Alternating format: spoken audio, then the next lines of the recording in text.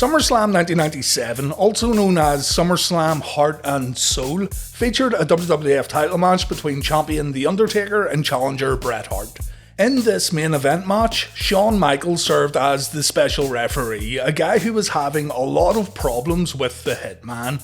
And in order to make things interesting, stipulations were added to the match that would have huge ramifications depending on how the match ended and who won the bout. The Hart and Soul main event was much more than a WWF title match though. This thing had the potential to change the entire career paths for not only the competitors, but even the referee.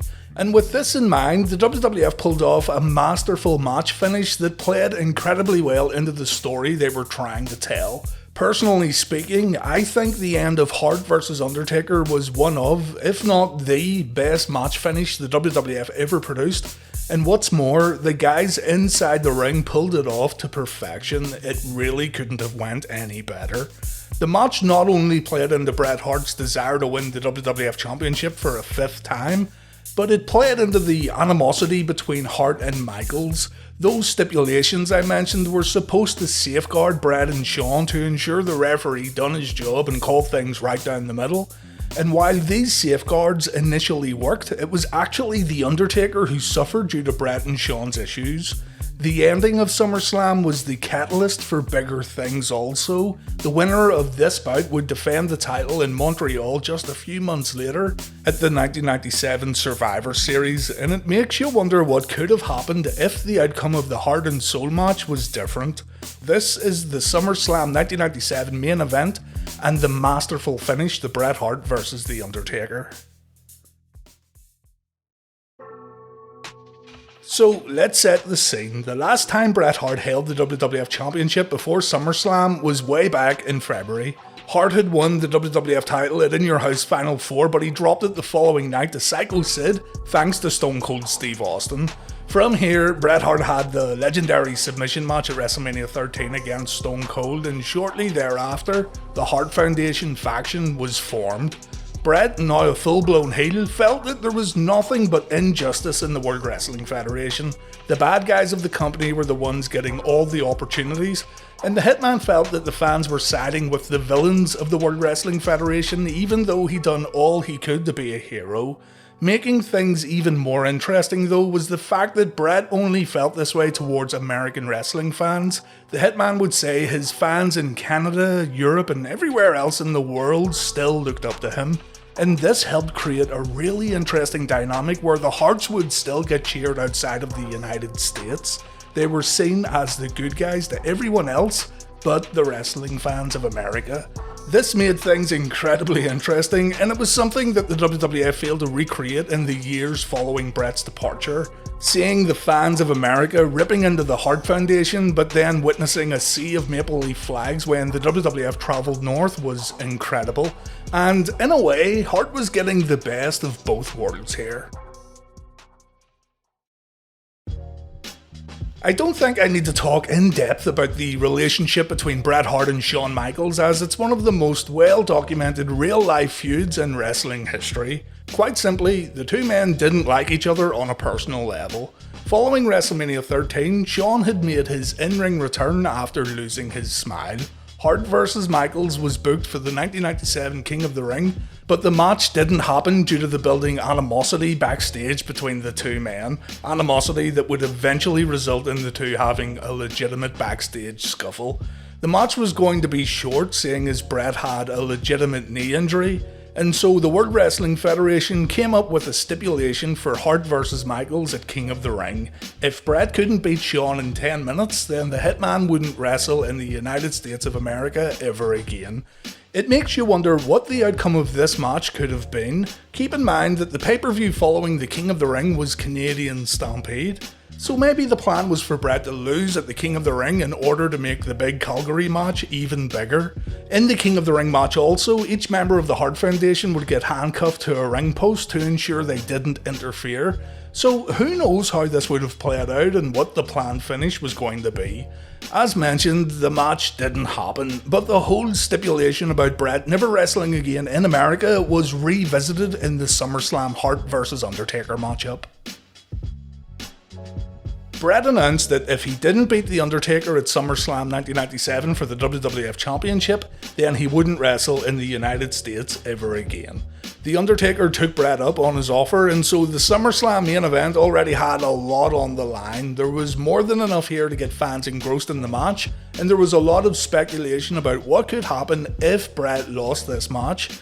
Remember, the next big pay-per-view, the Survivor Series, was going to be held in a few months' time in Montreal, so Bret could theoretically still work at Survivor Series if he lost the SummerSlam match, but we'll talk about what didn't happen a little later on. The WWF had more than enough here with this stipulation to put on an interesting SummerSlam main event, but it was decided that the match needed a little more. And what a great decision it turned out to be when Bret's arch nemesis, the Heartbreak Kid Shawn Michaels, was announced as the special guest referee. During the July 21st, 1997 episode of Monday Night Raw, which was held in Halifax, Nova Scotia, Shawn Michaels came out of the ring. He mocked the Canadian wrestling fans before announcing that he's going to be the special referee for the SummerSlam main event. This changed everything. Immediately, fans felt that Shawn Michaels now had a perfect opportunity in storyline to cost Bret the match and stop the Hitman wrestling ever again in the United States. It was then announced during the same promo though that if Shawn doesn't call the match right down the middle and if Shawn favours The Undertaker, then HBK will also not be allowed to wrestle in the United States ever again. We'll circle back to these stipulations and what could have been after looking at the match finish, but the intertwining relationships in these stipulations all worked really well into building the story for the Hart and Soul main event. The WWF maybe got a little crazy when it came to match stipulations during the entire year of 1997, but here, with this Undertaker vs Bret Hart main event, the stipulations truly added to the match. Let's not forget either that Paul Bearer had been teasing the debut of Kane for months at this point. Taker had his own problems that didn't concern the WWF title, Bret Hart or Shawn Michaels. So there was always that chance that Kane could show up at any given moment. And therefore there's another layer added to this already fascinating main event.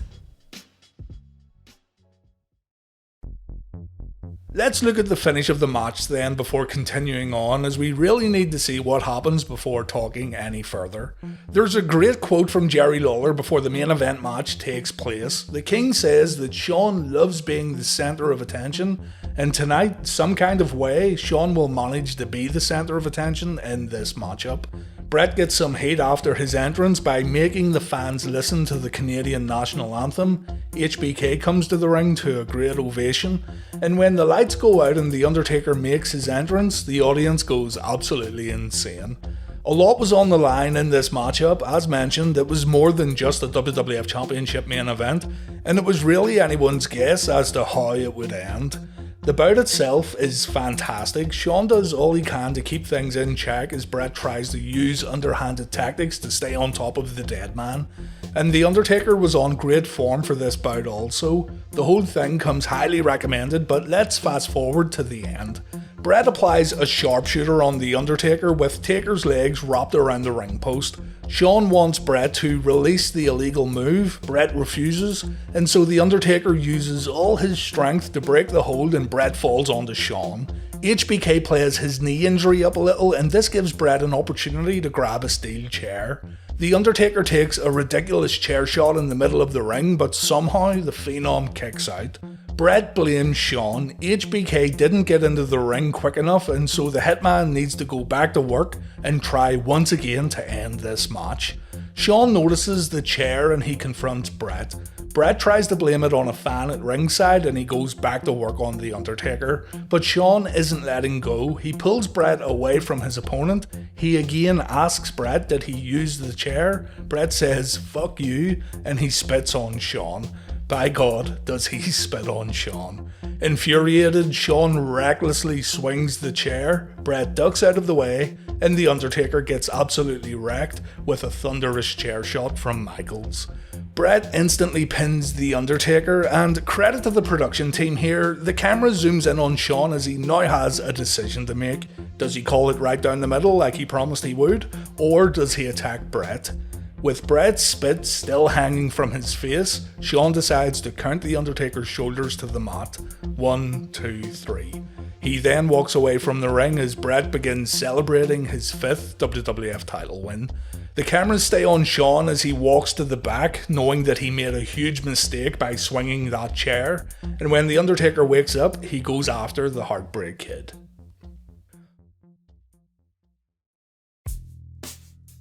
What a match ending, and what a story. It was a genius finish where the stipulations played a huge part in the outcome. Shawn felt like he didn't have a choice, he had to count the pinfall, and in a way, it was Shawn Michaels who handed the victory to Bret Hart after hitting Taker with the steel chair.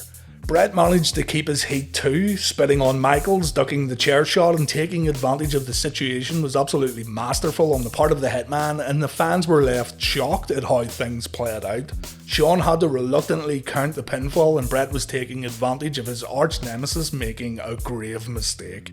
It's an excellent finish, one that I always enjoy watching back, and I feel the WWF really peaked here in terms of creating a unique and unexpected match outcome. So let's take a look at Bret Hart's book and see what the Hitman thought about the match outcome. We can learn a few things here about the finish. It appears that the finish was a collective thing. Bret Hart said, "While going over the finish in the dressing room, Shawn had suggested that in order for him to get mad enough to swing a chair, I should spit on him. He'd swing, I'd duck, and he'd crack Undertaker smack on the head. I asked Shawn whether he was sure and he nodded. I told him I'd aim for his shirt." Our finish needed perfect timing. I had to spit right on cue, but I was exhausted, my throat coated from working so hard. I hacked out an extremely large, milky white slobber knocker. It flew out of my mouth and hit Shawn on the chest, where it flew up to splatter him right between the eyes. He came at me furiously with the chair. I ducked at the last second and heard a smash and a huge pop from the crowd as Taker crashed to the mat. I waved Shawn over to do the count, which he did with spit dangling from his nose. Then he stormed back to the dressing room. I was sure he thought I'd done it on purpose. When I came through the curtain, I apologised to Shawn, explaining that I couldn't help the size of the gob and that it was an accident. He just thanked me for the match, and before either of us realised it, we shook hands for the first time in a long time. While Bret's words here paint the picture of harmony within the WWF locker room, the Wrestling with Shadows documentary tells us otherwise. Bret is seen talking to Pat Patterson the day of SummerSlam, and Bret complains about Shawn being the one who's gonna cost The Undertaker the match. Bret questions the decision to turn Shawn heel, and Bret also says that HBK was going to take away his heat. To be fair, in the long run, Bret was absolutely right. Shawn did take away his heat when DX was formed shortly afterwards, and the team of Triple H, Shawn Michaels, Chyna and Rick Rude became the talk of the WWF, while the Hart Foundation kinda done the same old thing for the weeks leading up to Montreal. But still, it shows us that while the finish to SummerSlam was as close to perfect as it gets, Bret still had concerns. Bruce Pritchard completely brushed this off on his podcast, saying that Bret was afraid of everyone stealing his heat while he played a villain. In HBK's book, Shawn doesn't talk about the finish at all, although he does talk about turning heel the next night on Raw. The promo Shawn cut here about the fans dumping everything on his lap was great. Shawn told the fans that he doesn't care what anybody thinks about him. And with this promo, the Undertaker vs HBK rivalry began, and D-Generation X would begin their rise in the World Wrestling Federation. As for Bret, the Hitman would work with the Patriot, so you decide if Shawn took away Bret's heat or not. Something I always think about when it comes to SummerSlam 1997 is, what if the outcome was different? What if Bret actually lost this match and he wasn't permitted to work in the United States for the foreseeable future? You may think that such a stipulation would never happen because, well, it would be silly not to have Bret Hart matches when the guy was on your roster, but that doesn't mean it still wasn't possible. Bret could still show up to cause problems, cut promos, interfere in matches, all that stuff, and he could still work matches in Canada and Europe. The WWF had one night only coming up in the UK, and they also had Survivor Series in Montreal. There were also 2 dates in Canada immediately following the Survivor Series, so Bret not working in the United States really wouldn't have been that far-fetched if it was booked correctly. Of course, all this doesn't mean anything when Bret won at SummerSlam and he left after Survivor Series, but still, it's interesting to think about what could have been here. Also, if Bret didn't win at SummerSlam 1997 and he didn't become the WWF champion, then there's also the possibility that the Montreal incident doesn't happen. Another potential outcome for SummerSlam is that Bret loses and Shawn favours The Undertaker, meaning neither Bret nor Shawn are allowed to work in the United States.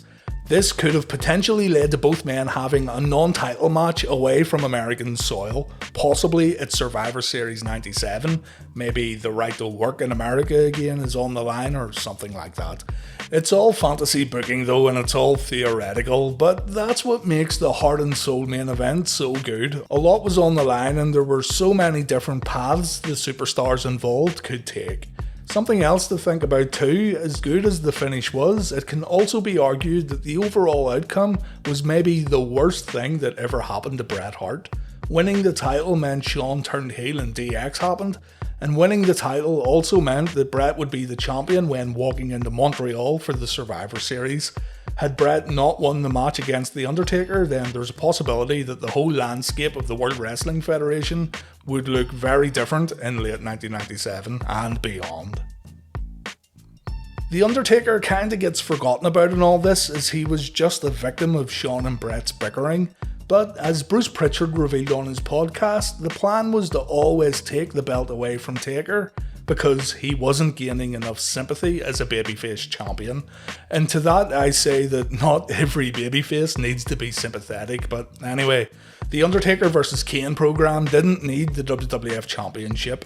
The looming debut of The Undertaker's little brother was the big story throughout Taker's entire 97 title run, and so it made sense to shift the belt away from the Phenom. The story was more than enough to keep fans entertained, and the championship wasn't really necessary. The story of Kane vs Taker was one that lasted for years. Many people call it one of the greatest story arcs the WWF or WWE ever produced. So things still worked out well for the dead man on the business and creative side of things. As for Bret Hart, well, we all know the story really. Vince McMahon said he couldn't afford Bret Hart's contract, and so the Hitman signed with World Championship Wrestling. Montreal happened and the rest is history. And that was the Hart and Soul match finish, a finish that hasn't been duplicated in terms of what happened in the ring and in terms of what the multiple outcomes could mean for those involved. There is one more thing to consider though before I end this video, and that's the fact that these 3 guys, The Undertaker, Shawn Michaels and Bret Hart, were so insanely popular during this time period that even if the WWF or any other company tried to recreate the finish, it just wouldn't be the same. That's not to say that 3 competitors couldn't go through the same routine in the ring. Plenty of guys could do it with the same perfect timing and all that. But the emotional attachment to the characters, I feel, just wouldn't be the same, and the potential ramifications of the finish just wouldn't hold the same weight. This was a one and done deal where everything aligned perfectly, and all people involved, from those who came up with the initial idea to the execution itself, caught lightning in a ball. Predictability and a lack of creativity can be a problem in professional wrestling, and I don't mean who wins and who loses, but how a match ends, why did it end like that, what it means for those involved, what it means for the viewers, and what it means for the future. The Undertaker vs Bret Hart finish had all of that, and it's incredible to think that it all played out in under a minute. Anyway, let me know your favourite match finishes in the comments. I'd like to hear what other people enjoyed when it came to the final moments of a given matchup. Thank you very, very much for watching this video. I hope you enjoyed it, and take care.